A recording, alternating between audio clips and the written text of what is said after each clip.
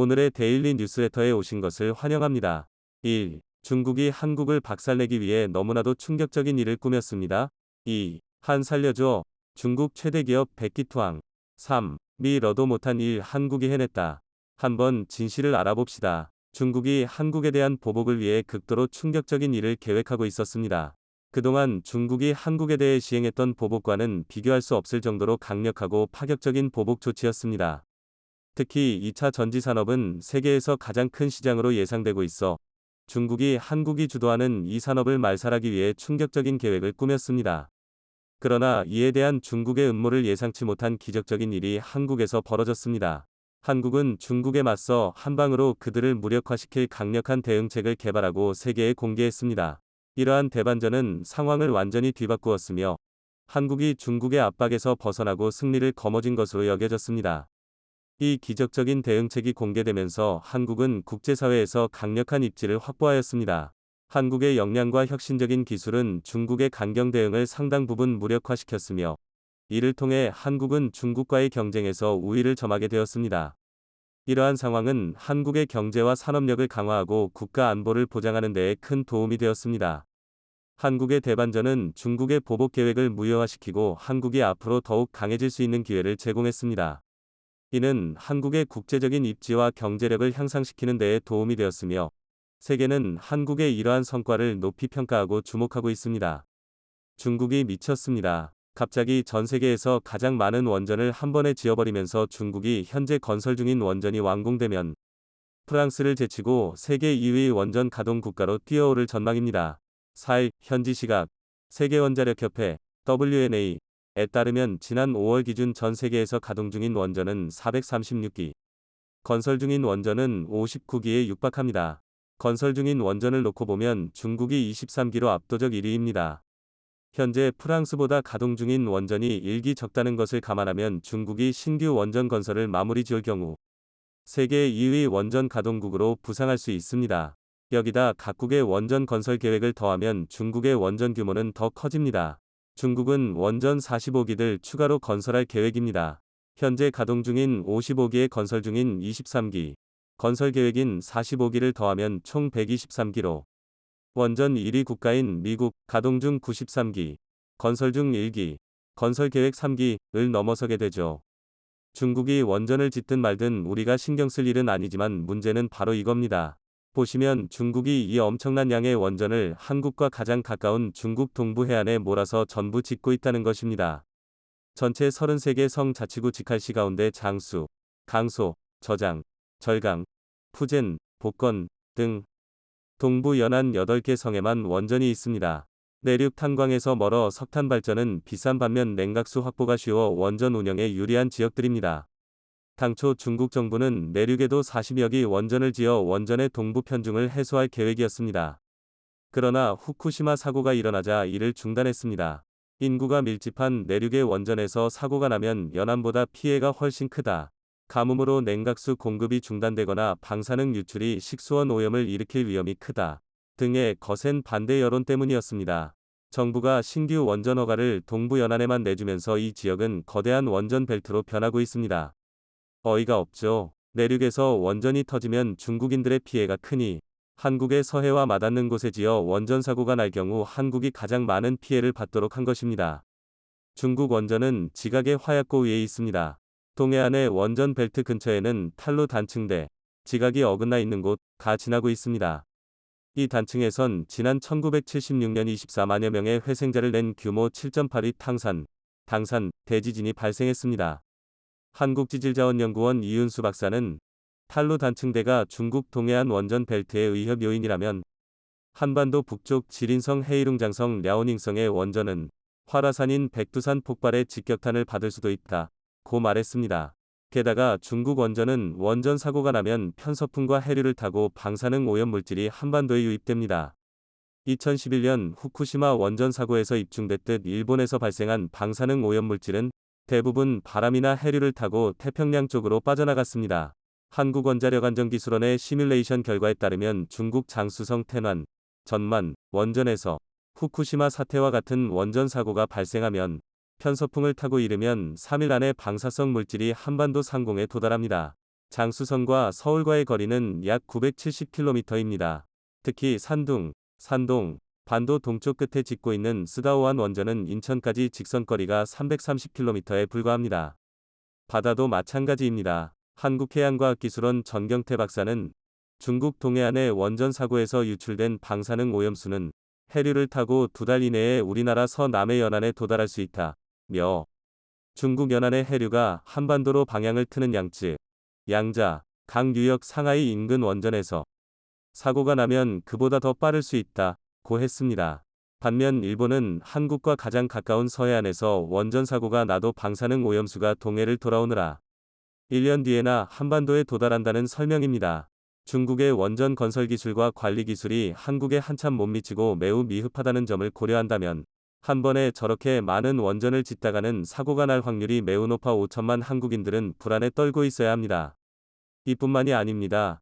반도체를 뛰어넘어 세계에서 가장 큰 산업으로 성장할 것이라는 기대를 모으고 있는 2차 전지 시장에서 한국의 배터리 셀 업체와 소재 업체들이 맹활약을 하며 글로벌 시장을 싹쓸이하자 중국이 한국을 짓밟기 위해 너무나도 충격적인 일을 벌이기 시작했습니다. 2차 전지를 만드는데 핵심 원료인 리튬. 중국이 전 세계 리튬 광산을 싹쓸이해버리며 이를 통해 한국에 압박을 가하려 하고 있습니다. 중국이 원하는 대로 한국이 말을 듣지 않으면 한국의 리튬 공급을 끊어 한국의 2차 전지 산업을 완전히 박살내버리겠다는 계획입니다. 중국은 한국의 리튬 배터리를 깎아내리며 이보다 훨씬 저렴하고 성능도 좋은 소금 배터리를 만들었다며 대대적으로 보도했습니다. 소금은 리튬에 비해 훨씬 저렴하고 지구상에 매장되어 있는 규모도 훨씬 풍부합니다. 나트륨 전지는 리튬 이온 전지와 화학적으로 매우 유사하며 최근 연구를 통해 나트륨 전지의 에너지 밀도와 충전 횟수가 크게 향상되었습니다. 특히 나트륨 전지는 영하의 기온에서도 거의 전체 용량을 유지할 수 있는 큰 이점이 있습니다. 겨울에 배터리 용량이 급격하게 줄어드는 리튬이온 전지의 단점을 완벽히 커버해주죠. 이러한 나트륨 전지 기술을 선도하는 국가, 바로 중국입니다. 이미 전세계 리튬 전지 시장에서 점유율 1위, CATL 업체를 보유하고 있는 중국이 차세대 기술로 손꼽히는 나트륨 전지 시장에서도 주도권을 이어갈 수 있다는 의미입니다. 중국 창사 지역의 중앙남부대학은 전지 기술 발전에 필요한 인력을 양성하는 데 주력하고 있습니다. 또한 창사에선 나트륨 전지 기술 연구도 진행되고 있습니다. 전 세계적으로 건설 중이거나 계획된 20개의 나트륨 전지 공장 가운데 16개가 중국에 위치해 있습니다. 이를 통해 중국은 전 세계 나트륨 전지 생산 능력의 약 95%를 차지할 것으로 예상되고 있습니다. 실제로 얼마 전 열린 상하이 모터쇼에서 중국은 이 소금 배터리를 세상에 선보였습니다. CATL은 나트륨 전지와 리튬 전지를 하나의 전기차 배터리 팩에 사용하는 방법을 발견했다고 밝혔습니다. 더 나아가 이러한 혼합 배터리 팩을 대량 생산할 준비가 되어 있다고 설명했습니다. 이렇게 되면 나트륨 전지의 장점인 저렴한 비용과 날씨 저항력을 리튬 전지의 장점인 에너지 밀도와 가벼운 무게 등과 결합해 효율성을 높일 수 있습니다. 중국은 이것을 무기로 한국산 배터리를 완전히 짓밟겠다고 공언했는데요. 자, 그런데 한국이 기적을 만들어내며 대반전을 이뤄냈습니다. 한국과학기술연구원이 리튬 대신 마그네슘을 이용한 2차 전지를 개발하는 데 성공했습니다. 마그네슘은 몇몇 국가의 수급을 의존하는 리튬, 코발트 등 기존 배터리 핵심 소재에 비해 값이 싸고 매장량이 풍부합니다. 중국이 최근 전 세계 곳곳에서 리튬 광산들을 말도 안 되게 비싼 가격으로 싹쓸이하고 있는데 한마디로 한국 때문에 망한 것이죠. 중국의 소금 배터리는 리튬 배터리보다 가격은 싼데 성능은 후졌습니다. 그런데 마그네슘 금속은 리튬 금속에 비해 약 1.9배 높은 용량을 가지고 있고 직접 음극으로 활용할 경우 가장 높은 에너지 밀도를 얻을 수 있습니다. 하지만 대량 생산 가능한 일반 전해질은 마그네슘과 반응해 층방전 효율을 떨어뜨리는 문제가 있어 전 세계 어느 국가도 아직까지 상용화에 실패했습니다. 부식성이 높은 전해질을 개발해 이 같은 문제를 해결하려는 연구가 이뤄졌으나 값이 비싸고 고압 전극의 활용이 제한되는 등의 약점이 있었습니다. 자, 그런데 한국이 이 불가능한 일을 가능하게 만드는 기적을 선보였습니다.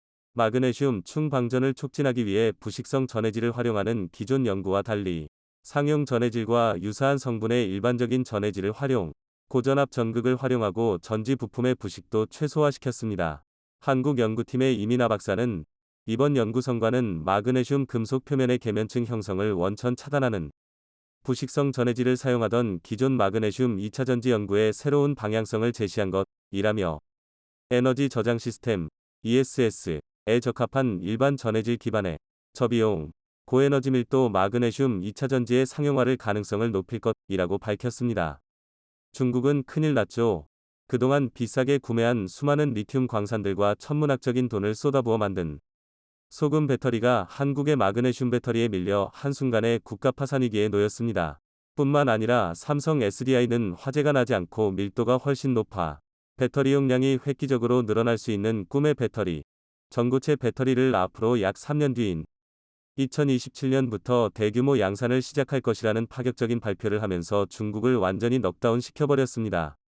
지난 수년간 엄청난 돈과 시간을 쏟아부어 겨우 만들었다는 것이 소금 배터리인 중국. 중국이 소금 배터리를 만드는 동안 한국은 꿈의 배터리라 불리는 전고체 배터리에 이어 리튬 배터리를 뛰어넘는 파괴력을 지닌 마그네슘 배터리까지 개발에 성공하는 모습입니다. 한국과 4년이나 싸워온 중국 기업이 갑자기 꼬리를 내려 그 배경이 주목을 받고 있습니다. 외신들은 중국이 백기투항을 한 것이라며 놀라움을 드러냈고, 이는 수출 규제까지 외쳤던 시진핑을 당혹스럽게 했습니다. 그간 중국은 한국의 태양광 기술을 훔쳐 사업을 확장해왔고, 막대한 보조금을 바탕으로 저가 공세까지 펼쳐 한국을 곤혹스럽게 했습니다. 지난해 LG전자가 태양광 패널 사업을 접었고, OCI 등 핵심 소재 업체들은 중국과 경쟁이 될 수 있는 말레이시아에 공장을 차려야 했습니다. 얼마 전 중국 상무부는 전, 광, 리 세 가지 품목이 첨단 기술과 고부가 가치를 대표하는 수출 효자로 부상했다고 말한 바 있습니다. 전광리는 전기차, 태양광 제품, 리튬 배터리를 뜻합니다. 지난해 중국의 태양광 제품 수출액은 사상 최고치인 512억 달러를 기록했습니다. 이는 전년 대비 80% 급증한 수치입니다. 이 중 웨이퍼 수출 금액이 50억 달러, 셀 38억 달러, 모듈은 423억 달러 정도를 나타냈습니다. 유럽으로의 수출 증가율이 114%로 가장 높게 나왔던 상황입니다. 태양광 산업 가치 사슬은 폴리실리콘 인곳, 웨이퍼 셀 모듈로 이어집니다. 중국은 각 단계별로 78터부터 97%까지 생산을 장악하고 있습니다. 중국이 12년 연속 폴리실리콘 생산 세계 1위, 16년 연속 모듈 생산 1위를 기록했을 정도입니다. 이는 중국에서의 태양광 발전 확대 정책과도 관련이 있습니다. 지난해 신규 설치량은 전년 대비 59% 증가한 87기가와트로 화력, 원자력을 제치고 가장 많은 증설이 이루어졌습니다. 올해 전세계 태양광 발전 신규 설치량은 300기가와트 정도로 예상되는데 중국은 그중 3분의 1 정도를 설치할 것이란 분석입니다. 중국이 태양광 발전에서 앞서가게 된 계기는 유럽 등 다른 지역이 2008년 글로벌 금융위기 이후 주출한 사이 태양광 투자를 적극적으로 늘렸기 때문으로 보는 시각도 있습니다. 2011년 이후 유럽에 10배가 넘는 500억 달러를 쏟아부었기 때문입니다. 지난 10년간 기술혁신으로 태양광 발전 비용을 80% 이상 줄였다고 홍보하고 있습니다. 하지만 중국이 태양광을 장악하게 된 또 다른 이유가 있습니다. 핵심 소재인 폴리실리콘의 뭔가 경쟁력은 셀로도 이어집니다. 폴리실리콘 제조 원가 중 전기료 비중이 약 35%를 차지하는데 화력 발전이 모여있고 풍력과 태양광 자원이 많아 전력 비용이 싼 신장 위구르 지역을 주요 생산기지로 활용하고 있는 것입니다. 이곳에서 생산하는 중국 내 태양광 제품 비중은 50%에 달합니다. 미국은 지난해 6월 발효된 의구르 강제노동 금지법에 따라 신장에서 제조되는 상품에 대한 수입을 금지해왔습니다.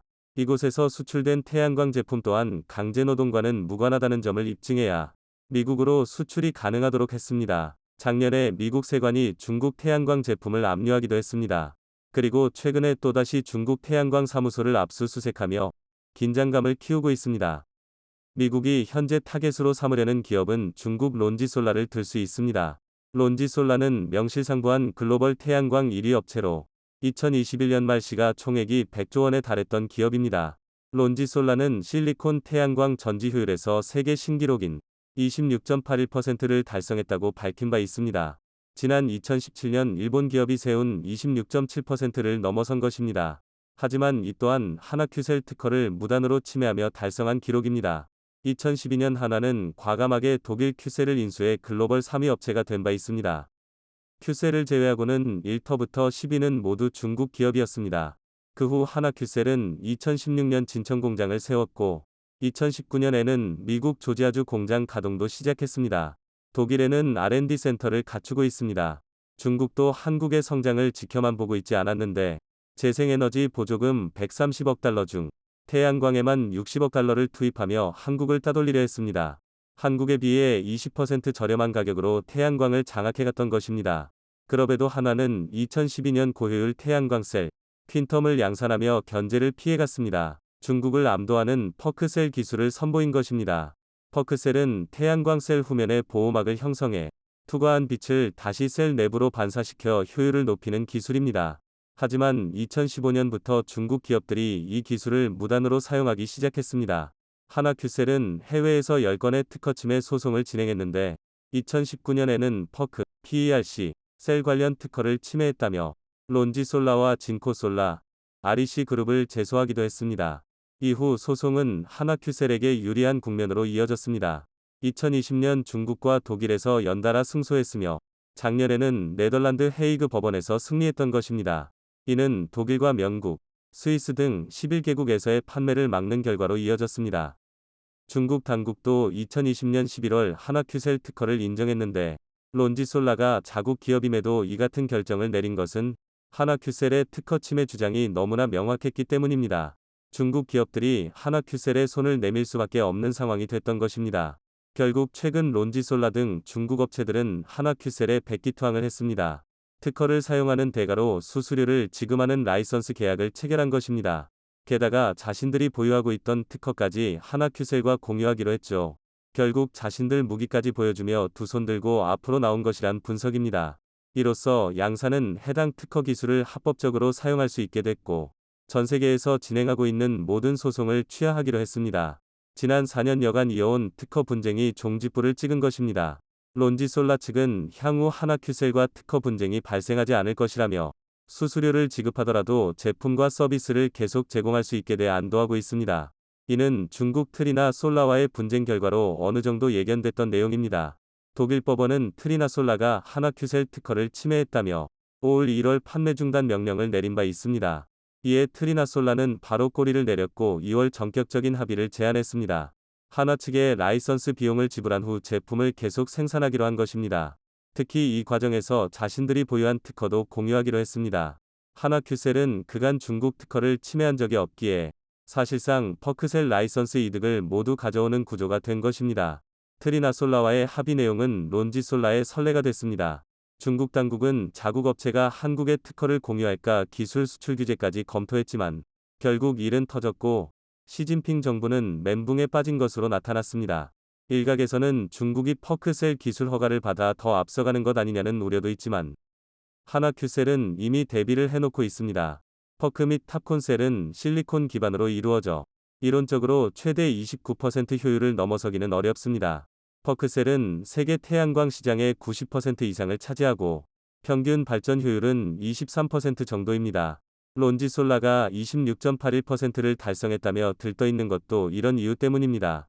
그런데 하나큐셀은 또 다른 기술로 이마저도 넘어서고 있습니다. 페로브스카이트 기반의 텐덤셀 개발에 박차를 가한 것입니다. 텐덤셀의 이론 한계 효율은 44% 수준입니다. 하나큐셀은 지난 3월 독일 연구소와 협력해 최대 28.7% 효율을 기록한 바 있습니다. 그리고 상용화 시 35% 이상 효율을 기대하고 있습니다. 발전효율을 1% 높이면 1,000억 원 상당을 절감할 수 있습니다. 론지솔라 기술보다 텐덤셀 효율이 월등히 높은 것입니다. 한화는 이번에 놀라운 발표를 했습니다. 차세대 태양광 기술인 텐덤셀을 2026년 양산하겠다고 밝힌 것입니다. 이는 상부셀과 하부셀을 연결해 최대 효율을 이끄는 기술입니다. 페로브스카이트가 자외선, 가시광선 등 단파장을 흡수하고 하부셀에 있는 실리콘이 적외선 등 장파장을 흡수하는 방식입니다. 효율이 기존 대비 10%만 높아져도 전세계 태양광을 독식할 수 있습니다. 페로브스카이트는 실리콘만큼이나 흔하고 가격도 낮은 물질입니다. 다만 열과 습기에 취약해 이를 보완하는 연구를 하고 있습니다. 이는 작년에 국책 연구 과제로도 선정됐을 만큼 이들 만큼 사활을 거는 기술입니다. 그런데 최근 국내 연구진이 세계 최고 수준의 페로브스카이트 태양전지, 대면적 셀을 개발해내며 상용화에 나서자 중국이 큰 충격을 받았습니다. 이는 한국이 또 한 번 앞서갈 수 있는 기반이 됐기 때문입니다. 하나큐셀은 현재 G7 국가 대부문에서 시장을 선도하고 있습니다. 미국, 유럽, 호주 등에서 태양광 톰 브랜드로 선정되는 쾌거를 얻었죠. 유럽에서는 9년 연속, 호주에서도 7년 연속 선정이 됐습니다. 이는 한화솔루션의 실적마저 끌어올리고 있습니다. 올해 1분기 신재생 에너지 부문에서 영업이익 2,450억 원을 기록했는데 이는 전년 동기 대비 85% 증가한 수치입니다. 태양광 부문 영업이익 늘은 17.9%로 케미칼 2.5%와 첨단 소재 8.6%보다도 월등히 높습니다. 한화솔루션의 영업이익 전망치를 보면 올해 1조 원 정도에서 2025년 1조 6천억 원까지 높아지는 것을 볼 수 있습니다. 론지솔라는 한화규셀이 장악한 미국 시장을 노리고 있습니다. 중국 론지솔라와 JA솔라는 각각 5기가와트, 2기가와트 규모의 모듈 공장을 미국에 신설하는 방안을 검토하고 있습니다. 하지만 미국에서의 한화큐셀 의상은 굳건한 상태입니다. 미국의 전체 태양광 셀 수입에서 한국산이 차지하는 비중은 2011년 1.9%에서 최근 47%까지 급등했습니다. 같은 기간 모듈 수입 비중도 1.1%에서 7.6%로 올랐죠. 반면 중국산 셀과 모듈이 차지하는 비중은 1% 이하로 떨어져 있는 상태입니다. 한화큐셀은 주택용과 상업용에서 두각을 보이고 있습니다. 미국 내 주택용 모듈 시장에서 33%로 5년 연속 1위를 했고 상업용 모듈 시장에서도 17%대 점유물로 4년 연속 1위를 했습니다. 미국 내 생산 설비도 내년 말 8.4기가와트로 늘어날 전망인데 IRA에 따라 연간 최대 1조 원가량 세금 감면 혜택이 예상되고 있습니다. 올해 미국에 설치될 발전 설비의 54%는 태양광이 차지할 전망입니다. 한화는 중국 기업을 확실히 잡아내고 세계 1위로 나아가길 바랍니다. 한국이 국내 독자 기술로 개발한 한국형 발사체 누리호 3차 발사에 역사적인 성공을 거뒀습니다. 드디어 한국형 발사체 누리호가 25일 이뤄진 3차 발사에서 처음으로 실용급 위성을 계획된 궤도에 안착시켰습니다. 한국이 독자 개발한 발사체에 독자 개발 인공위성을 실어서 처음으로 쏘아 올리는 쾌거를 이뤘습니다. 이번 누리호 3차 발사에서 실제 실용급 위성까지 분리를 완료하며 진정한 세계 7번째 우주강국에 진입한 것입니다. 첫 시도인 실전 발사에 성공하면서 우리나라도 뉴스페이스, 민간 우주 개발 시대의 서막을 열어젖히며 우주산업 생태계 활성화를 통한 이른바 우주경제에 한 발짝 더 다가섰습니다. 그런데 이번 3차 발사에 많은 사람들이 모르는 숨겨진 세계 최초가 있다고 알려지며 더욱 주목되고 있는데요. 우주강국 미국, 러시아도 시도해보지 못한 기술을 한국이 검증해내면서 놀라움을 더하고 있습니다. 누리호는 이날 오후 6시 24분 정각에 예정대로 전남 고흥 나로우주센터에서 발사됐습니다. 6시 24분 경음과 함께 이륙을 시작한 누리호는 1위 단과 페어링 분리까지 마치며 순조롭게 우주로 향했습니다. 고도 550km에 도달한 누리호는 이번 발사의 목적인 실용급 위성을 사출하기 시작했습니다. KAIST가 개발한 차세대 소형 위성 2호를 시작으로 큐브 위성 7기를 20초 간격으로 차례로 분리했습니다. 발사 923초까지 의성 8기를 모두 분리한 누리호는 발사 1138초 후 비행을 종료했습니다. 오후 6시 42분 누리호 비행 종료를 알리는 안내 방송이 나오자 전남 고흥군 나로우주센터 현장에선 박수가 터져나왔습니다. 이어 오후 7시 7분 누리호 발사 43분 뒤 남극 세종기지 기지국에 차세대 소형위성 2호가 살아있다는 생존 신호, 비콘 신호가 수신됐습니다. 누리호가 목표 궤도에 제대로 위성을 올려놓았다는 명확한 증거였습니다. 오후 7시 58분에는 대전 KAIST 인공위성연구소의 위성의 현재 상태 진단 정보와 위성의 각종 장치가 제대로 작동하고 있다는 신호가 수신됐습니다. 누리호에 함께 탑재됐던 큐브 위성들도 잇따라 생존 신호를 보내오기 시작했습니다.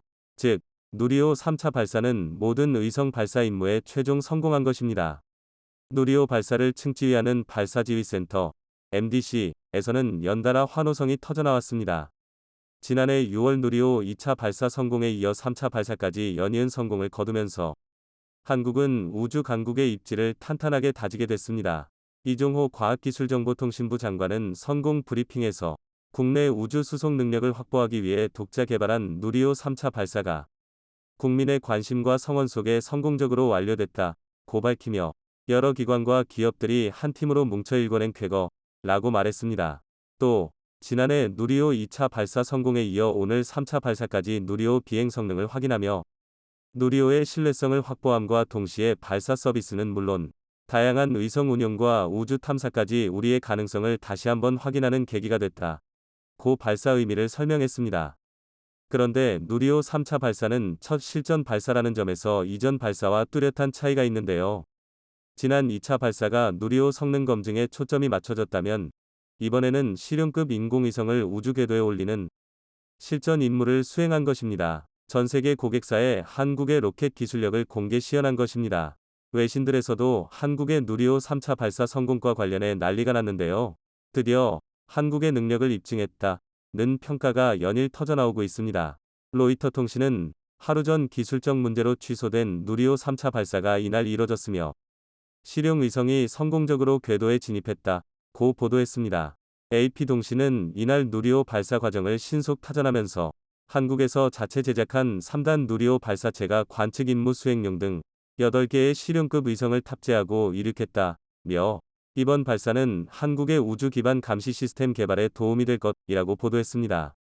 AP는 특히 한국항공우주연구원의 공식 발표에 앞서 이번 발사에 성공하면 한국은 중국, 일본, 인도 등 아시아 이웃 국가들과의 영내 우주 경쟁에서 따라잡을 수 있다는 가능성을 보여줬다고 내다봤습니다.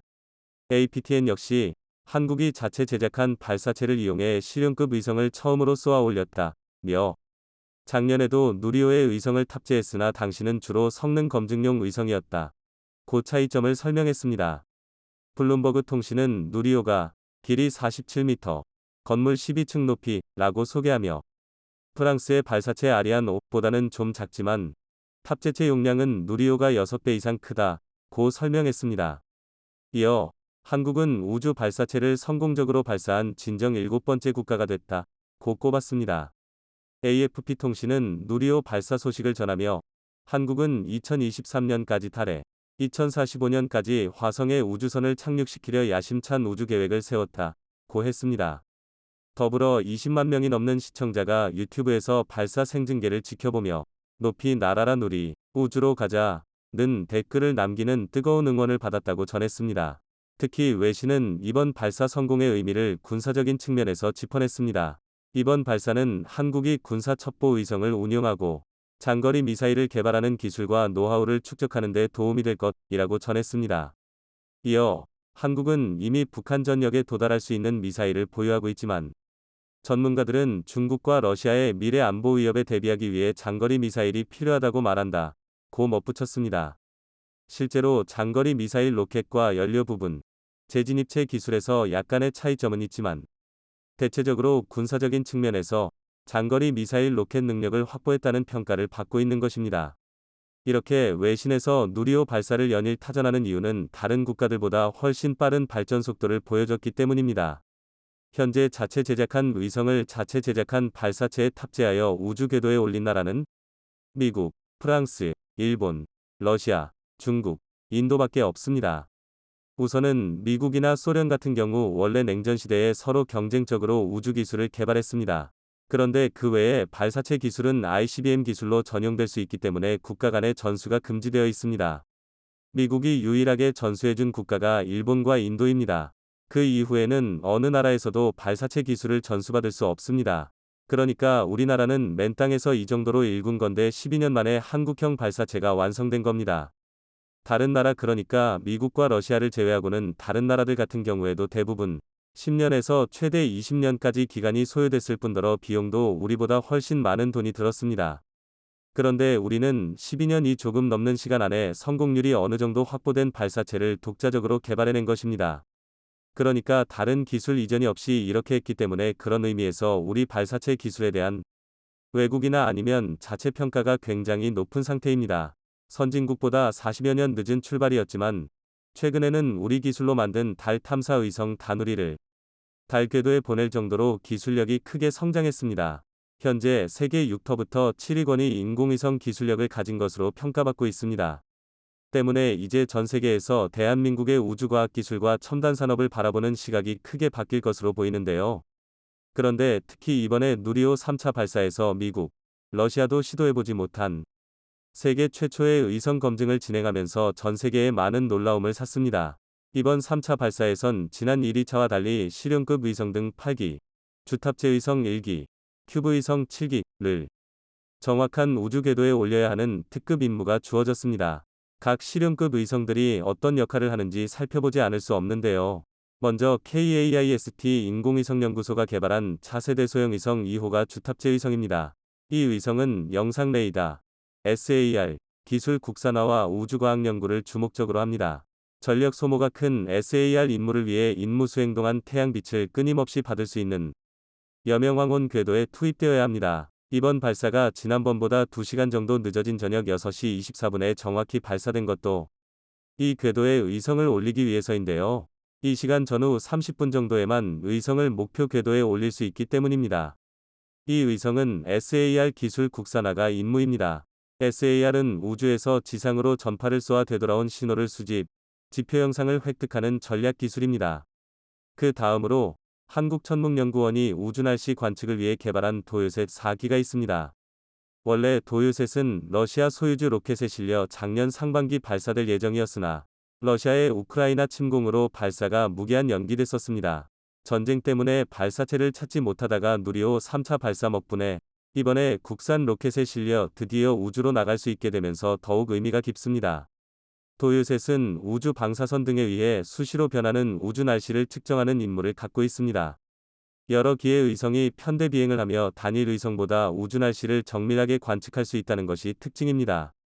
특히 편대 비행은 2기 이상의 의성이 상대거리와 궤도 형태를 일정하게 유지하는 기술로 보통 전투기 비행에서만 이런 비행이 보이곤 했었는데 초소형 위성을 활용한 편대 비행은 한국의 도요셋 의성이 세계 최초입니다. 의성 간격을 조절하며 앞뒤 또는 양옆으로 한 줄을 맞춰 날도록 하겠다는 뜻입니다.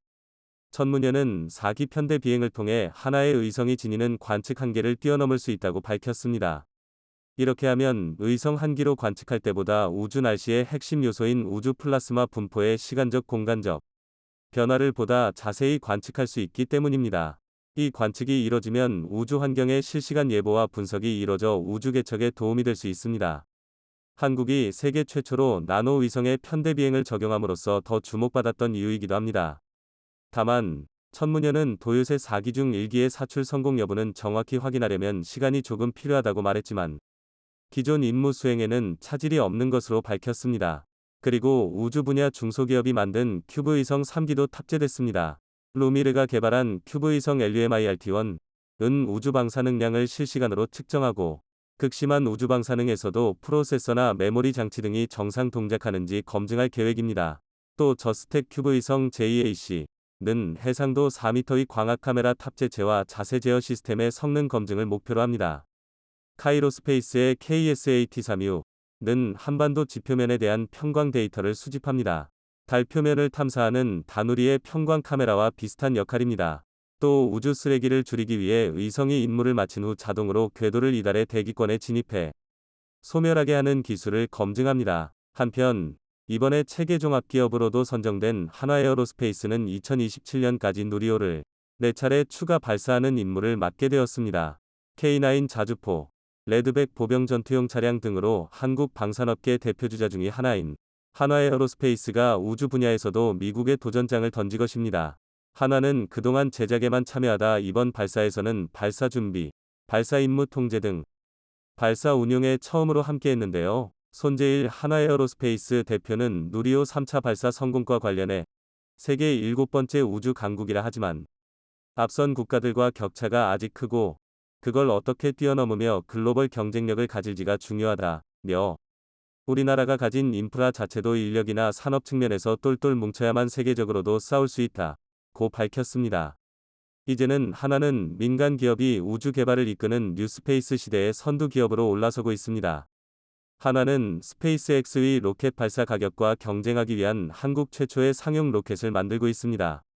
현재 가장 저렴하다고 알려진 스페이스X의 팰컨 9 로켓은 발사당 약 6,700만 달러, 약 880억 원의 비용이 드는데요. 한화에어로스페이스의 유동환 우주사업본부장, 부사장은 르룸버그와의 인터뷰에서 10년 이내 스페이스X와 비슷한 가격으로 상용 로켓을 발사하겠다라고 밝히며 로켓 발사 비용을 절반으로 줄이는 새로운 발사 시스템 확보가 목표라고 했습니다. 그리고 민간 우주 시장에서 지금은 우리가 틈새 업체일 수도 있지만 결국에는 스페이스X를 따라잡을 것이라고 자신감을 보였습니다. 블룸버그는 한화에어로스페이스를 세계에서 가장 빠르게 성장하는 항공 방산 기업이라고 소개하기도 했는데요. 이와 같이 실제로 현재 한국의 우주 기술은 선진국보다 40여 년 늦은 출발이었지만 단 12년 만에 누리호 발사를 통해 세계 7번째 기술 강국으로 올라섰습니다. 누리호 발사 관련해 고생하신 모든 분들이 자랑스럽고 감사할 따름입니다. 앞으로 한국이 더욱더 빠르게 성장할 수 있길 응원하면서 불가능이 없는 나라 한국의 또 다른 우주 개발 신화를 기대해 보겠습니다.